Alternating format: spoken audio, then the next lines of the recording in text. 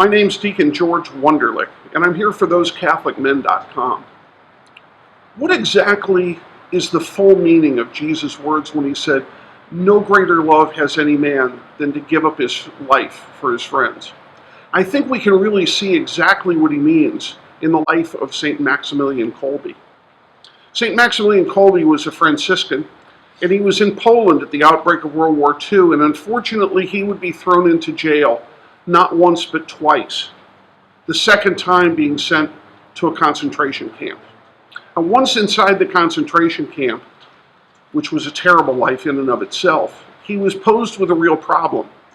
Several men escaped from the concentration camp, and in order to make it clear to the prisoners that escape would not be acceptable, the Germans decided to round up 10 people at random and starve them to death, intentionally putting them in a room with no food or water and letting them die, just to show the other prisoners what would happen to them.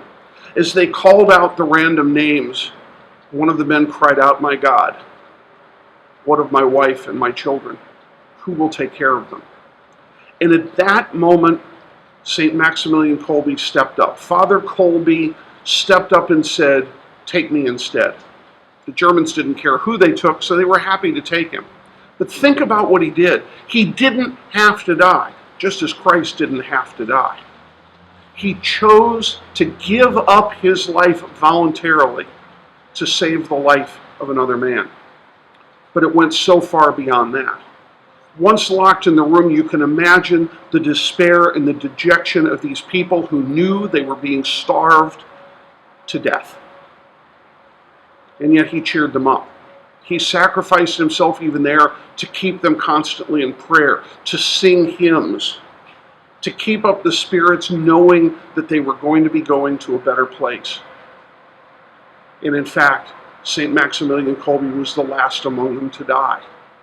He not only voluntarily gave up his life once, but when it came time that the Germans needed the room that these 10 people were occupying, when they needed it again for something else, and they came up to him still kneeling in prayer to take his life from him, now not by starvation because he hadn't yet starved, but by lethal injection, he raised his arm up, offering it freely, giving his life in complete freedom.